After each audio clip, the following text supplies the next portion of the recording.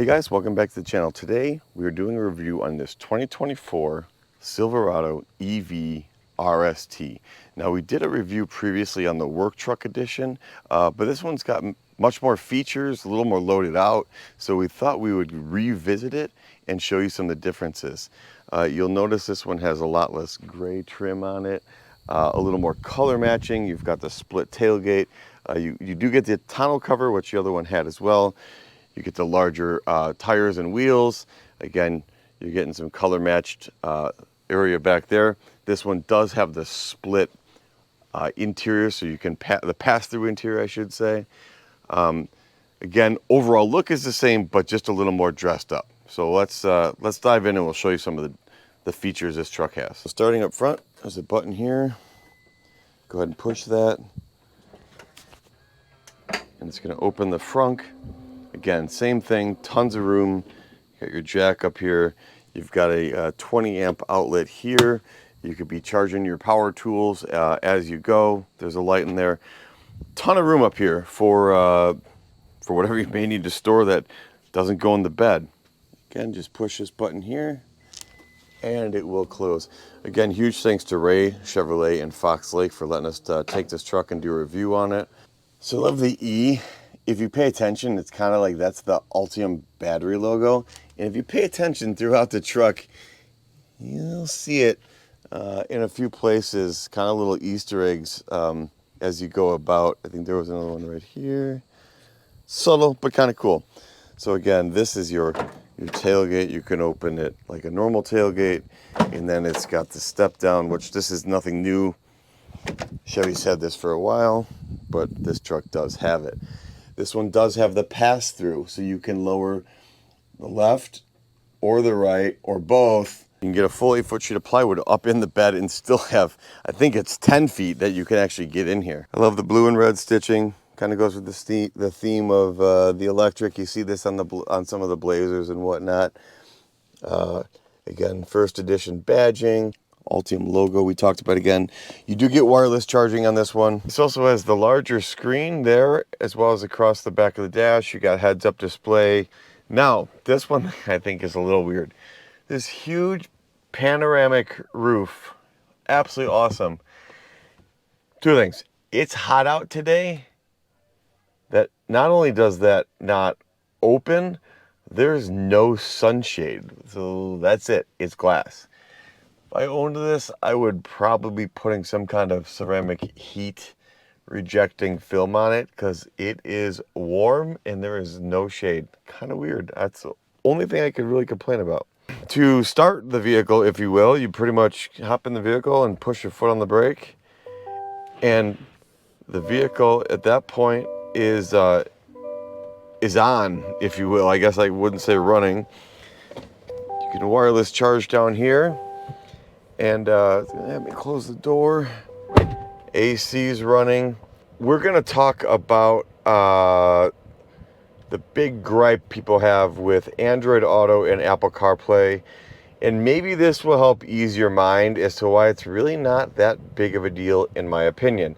Having said that, I am definitely more of an Android guy. But let's see if we can't ease some of your concerns. So while this is Google-based, I think that's why I am okay with it. You know what I mean? Because Android is essentially Google-based. But once you're connected, let's see if I'm connected here. Again, a lot of these features aren't going to necessarily pull through because I'm not registered and I'm not the owner, if you will, of the vehicle. So there's that. So if I go to my contacts, I can still see all the people I've called. I can go to my recents. I can see the people I've called. You can still dial just like you would. Okay. You go back to your phone. Now, if we go back home, and we're gonna go to Google Assistant. Hey, Google, navigate to McHenry, Illinois. Sure, McHenry.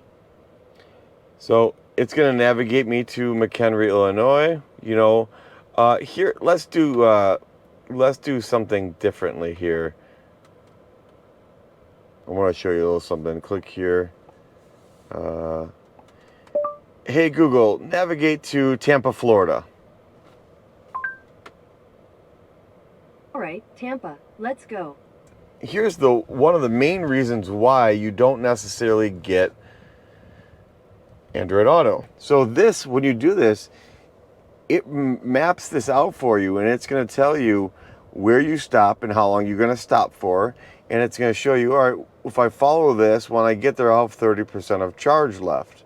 So you can remove the charging if you want. I don't know why you'd want to do that if you guys want to figure it out on your own. Obviously, it's going to tell you you're going to be dead when you get there. So, just... Tampa is out of battery range. So that's what I'm trying to show you. Okay. When you ask Google to take you to your destination, it will tell you where you need to stop, or also will tell you an estimated battery charge range of when you're going to get to your destination. So it's pretty cool. So with the Google Assistant, you can still see your text messages, you can still respond to text messages, you can do your navigation, you can do all your phone calls.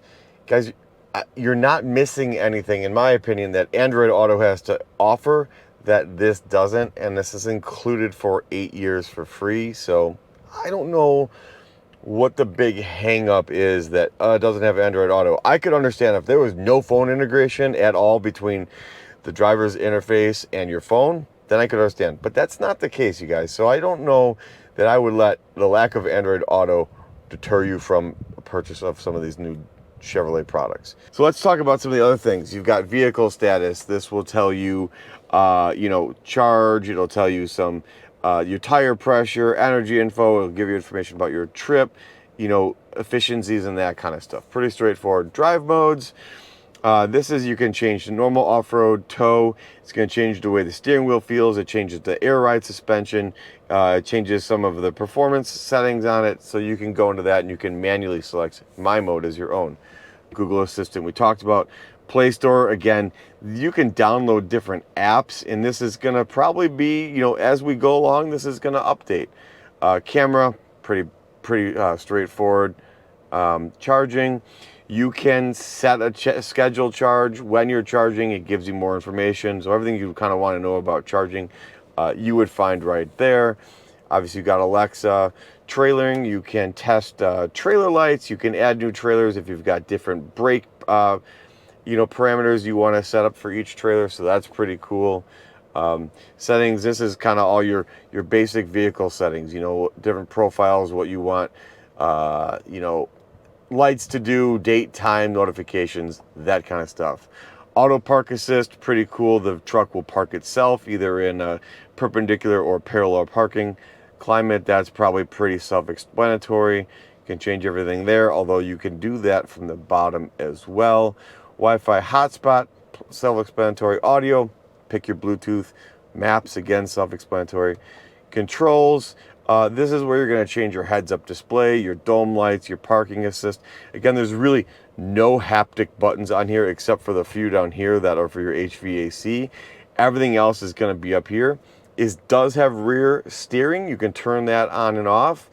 This does have a power base. Check out our other video. We actually tried powering our entire home through the power base. So we talk about that in pretty great depth in a different video. I'll leave the link above. Your power window lockout. Again, all standard, which would probably have been normal buttons, are now there. Podcasts and news. Again, you can download different things.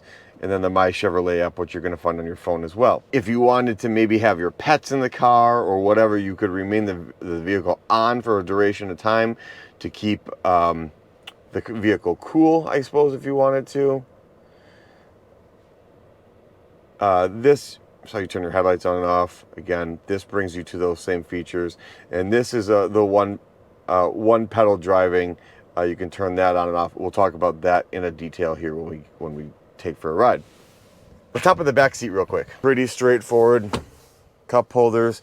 So I was just driving with a ton of, I'm 6'2", plenty of room up front. Look at this back seat. I am not kidding you. I mean, literally, you could recline back here. I mean, I'm stretched out. The back seats on this truck is almost speechless. I don't know what to say. It is absolutely huge. We got USB, HVAC, we got heated seats, obviously power windows, cup holders. I got everything I could want back here. I'm gonna show you something else that's cool back here though. If you remember the old Avalanche, and you're probably like, oh yeah, it does kind of look like an Avalanche. Check this out, guys. This folds up. Obviously, so does that. This folds down, okay. You gotta flip the headrest first, I suppose. That folds down. Now, what happens is, again, you would do the same there. This window literally just unsnaps very easily, and then it fits in here. You set it down here, and it locks in right here. So that back window can go right there. That's it. You want to take the back window out and ride with the back window out, boom, you're done. What's cool is you can push this, and these will pass through to the back seat. All right, so the seats are down. I move the window down here just because it takes two hands, and it's super easy. All there are the clip here, a clip here, and then when it leans against this to hold it, you push this in, you set the window here, and you lock it down in both spots there. That's it. Now what you're gonna do is you're gonna push this button, and this whole thing is going to release. Now, here's where I'm going to get a tape measure. So we're going to measure this out. This is from the inside. So if you kept the tailgate closed, I'm 8 feet to here. So closed, 8 feet to here. If you really want to stretch it, almost 9 feet 2 inches. Now, if we go all the way, if you want to leave the tailgate open and have a cargo, you're 10 feet from the edge of the tailgate to here. That's incredible. Now keep in mind, if you want to, you can just open the pass-through and leave the window in and bed up. So in all reality, you could have an 8-foot cargo in here and still not have anything open to the outside elements, assuming you've got the tonneau cover on. We'll show you how this puts all back together. Super easy. All right, so once the tailgate midsection is up, you're gonna flip this out. Your glass is gonna come out. You're gonna move your glass up here. Sets into place. Open these again if you close them. That's it. That's all you gotta do. Put the back seats back up.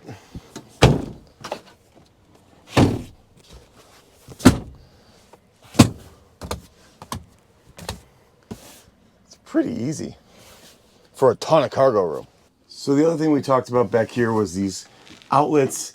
Again, check out our entire video specifically related just to the charging system and to the electrical system on this truck. We're going to post that link if we didn't already.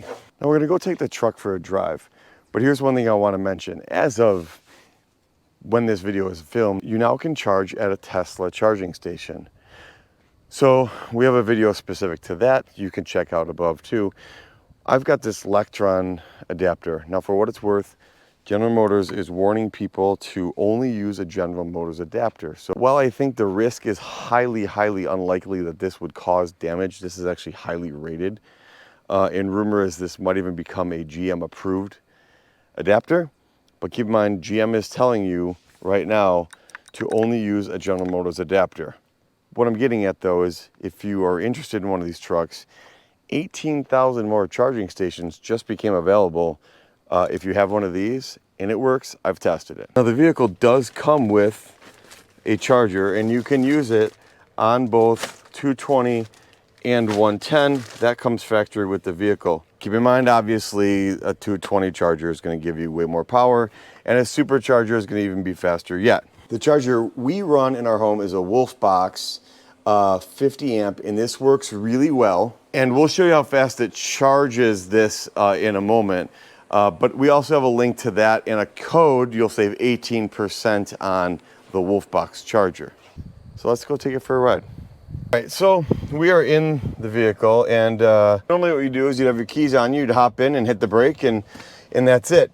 So reverse, we've talked about this in other Chevy products. Reverse, you pull forward and go up, and the vehicle is moving. You've got your panoramic bird's eye, whatever you want to call it, view display. I mean, it's like watching 4K TV. You do have the pedestrian monitoring system, so you'll hear that like melody, I'll call it. Forward, just pull and go down. Super smooth. Obviously it's quiet. It's incredibly quiet. So one thing that really makes me think about this vehicle is the fact that I get 450-mile range in one charge. I mean, even to go visit my family in Wisconsin, I could make it there and back and then some on one charge and still not necessarily be worried.